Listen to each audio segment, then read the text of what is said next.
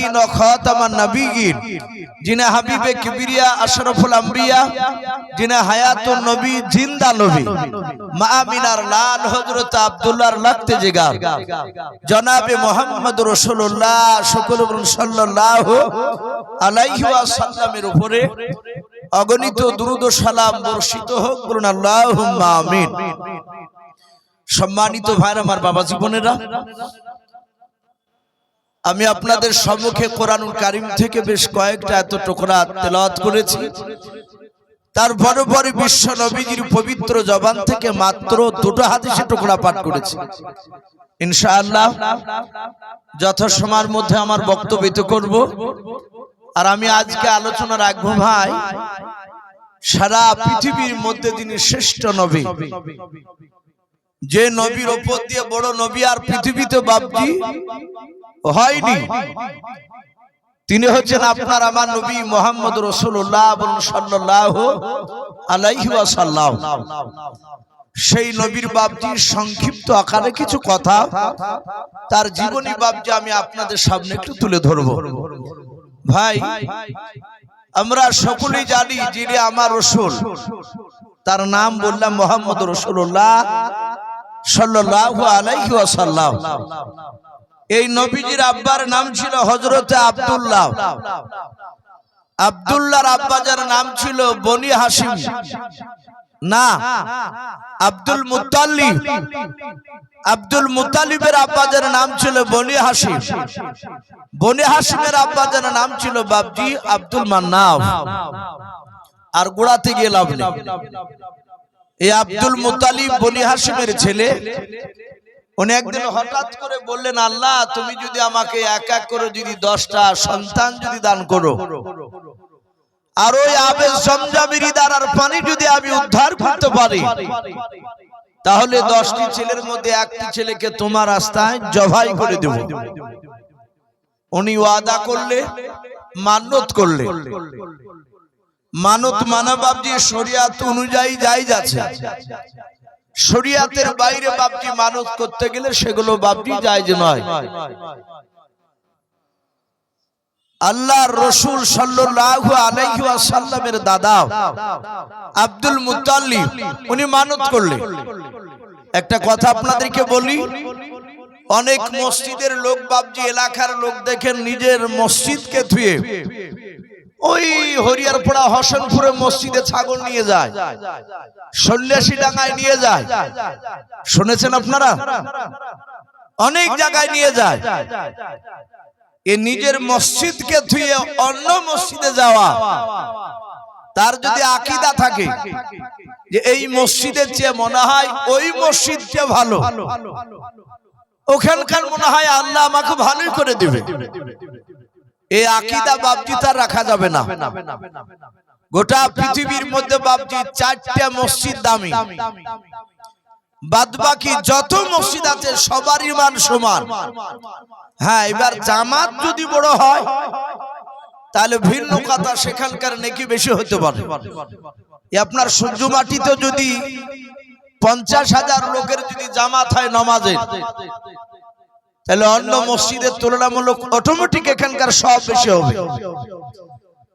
যদি আপনি ওই মসজিদে নিয়ে যান, তাহলে আপনার মসজিদকে ছোট করা হলো। বাপজি ওই রকম মানত মানা যাবে না। বাদবাকি আপনার নিজের মসজিদ আপনি খাওয়ান, অসুবিধা নেই। তা আব্দুল মুত্তালিব তিনি আল্লাহকে ডাক দিয়ে বলেন, আল্লাহ তুমি যদি আমাকে 10টা যদি সন্তান দিতে, আর ওই আবে জমজমের দ্বারার পানি উদ্ধার করতে পারলে, 10টি ছেলের মধ্যে একটি ছেলেকে তোমার রাস্তা জবাই করতাম। এখন বাপজি এখানে আমাদের প্রশ্ন হতে পারে যে আব্দুল মুত্তালিবের জামানায় কি আবে জমজমের ইদারা ছিল না? তাই তো নাকি? যদি তো বাপজি মাথা নাড়াচ্ছে যে হ্যাঁ, যদি আবে জমজমের ইদারাই যদি থাকে, তাহলে উনি কেন ওয়াদা করলেন উদ্ধার করতে পারলে? এ কথা কেন বললেন? কিতাবে লিখেছে আবে জমজমের ব্যাপারে, কোরআন শরীফ তাফসীরে মারিফুল কোরআন তাতে এসেছে জমজমের ব্যাপারে। সিরাতে হালবিয়া বলে বাপজি একটি উর্দু কিতাব, তাতে রাসূলুল্লাহর জীবনী বাপজি দেওয়া আছে। ওই কিতাবটিতে লিখেছে ইব্রাহিম নবী আলাইহিস সালাম আল্লাহর বিখ্যাত রাসূল। নাম শুনেছেন সবাই।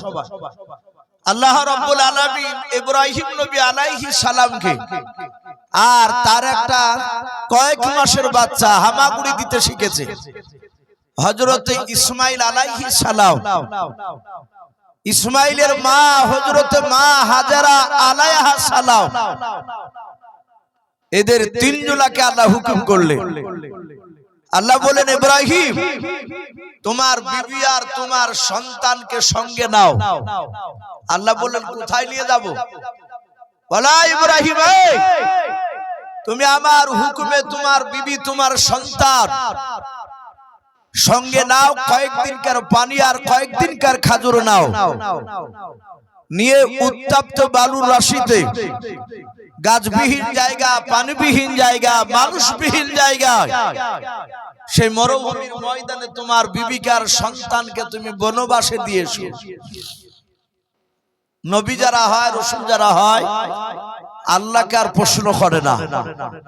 আল্লাহর হুকুম মানার সাথে সাথে ওনা আল্লাহ হুকুম করলেন আর উনি রেডি হয়ে গেলেন।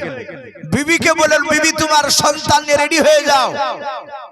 বিবি তো রেডি হয়ে গেলেন। বিবিতে বাচ্চা বিবিকে সাথে নিলেন, উঠে চেপে সঙ্গে করে বাপজি পানি আর খাবার নিয়ে যাচ্ছেন ওই মরুভূমির বালিতে।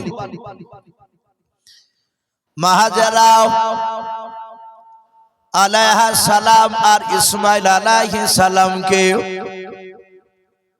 ইব্রাহিম নবী আলাইহিস সালাম উটের পিঠ থেকে বাবা নামিয়ে দিলেন। খাবার আর পানি সঙ্গে ধরে দেওয়ার পর ইব্রাহিম নবী আলাইহিস সালাম তিনি কোনো কথা বলেন না। হযরত ইব্রাহিম নবী পয়গম্বর আলাইহিস সালাম উটের লাগাম ধরে বাবা বাড়ির দিকে চলে যাচ্ছেন। মা হাজেরা আলাইহা সালাম তিনি মনে মনে চিন্তা শুরু করে দিলেন, আল্লাহ আমার স্বামী আমাকে উত্তপ্ত বালুর রাশিতে এই মরুভূমির ময়দানে কেন আমাকে রেখে দিয়ে চলে গেল? আমার স্বামীর সঙ্গে বাড়ি থেকে এই পর্যন্ত আসতে গিয়েও আমার ব্যবহারে কোনো ত্রুটি পেল না কেউ, আমার ব্যবহারে কোনো আঘাত পেল না কেউ। হযরত মা হাজেরা আলাইহা সালাম হাতখানা বাপজি আকাশের দিকে উঁচু করার পর আল্লাহর নবী ইব্রাহিম নবী খলিলুল্লাহ আলাইহিস সালামকে বাবা ডাক দিয়ে বললেন, ওগো আমার ইসমাইলের আব্বা। হযরত ইব্রাহিম নবী আলাইহিস সালামের কানে গিয়ে আওয়াজটা ধাক্কা লাগলো। ইব্রাহিম নবী উটের লাগাম ধরে বাপজি তাকালেন, লাও সামনের দিকে সোজা চলে যাচ্ছেন। মা হাজেরা আলাইহা সালাম হাতখানা বাপজি দ্বিতীয়বার আকাশের দিকে উঁচু করে ধরলেন। ডাক দিয়ে বলেন, ওগো আল্লাহর নবী আপনি দাঁড়িয়ে যান। হযরত ইব্রাহিম নবী আলাইহিস সালাম বাবা উটের লাগাম ধরে দাঁড়ালেন। নাও তাফসীরে পাওয়া যায় মা হাজেরার দ্বিতীয় আওয়াজটা হযরত ইব্রাহিম নবী আলাইহিস সালামের কানে গিয়ে আওয়াজটা ধাক্কা লেগে গেল। হযরত মা হাজেরা আলাইহা সালাম আবার বাবা হাত ওখানা আকাশের দিকে উঁচু করার পর চিৎকার করে তৃতীয়বার বাপকে ডাক দিয়ে বলেছিলেন, ওগো ইসমাইলের আব্বা আপনি আমাকে উত্তপ্ত বালুর রাশিতে এই মরুভূমির ময়দানে কেন আপনি আমাকে রেখে গেলেন? হযরত ইব্রাহিম নবী পয়গম্বর আলাইহিস সালামের কানে গিয়ে বাবা তিন নাম্বার ডাক্তার আওয়াজটা ধাক্কা লেগে গেল। ইব্রাহিম নবী পয়গম্বর আলাইহিস সালাম উটের লাগামটা ধরে বাবা আর সামনের দিকে গেলেন। লাও পেছন দিকে ঘুরে তাকালেন। মা হাজেরা আলাইহা সালাম তিনি ডাকে দিয়ে বলেন, ওগো আল্লাহর নবী, আপনি আমাকে উত্তপ্ত বালুর রাশিতে আমাকে রেখে দিয়ে কেন চলে যাচ্ছিল। আপনি কবে আসবেন তা তো বললেন না, কবে আসবেন কেন চলে যাচ্ছেন তা তো আপনি বললেন না। হযরতে মা হাজেরার কথা শুনে ইব্রাহিম নবী পয়গম্বর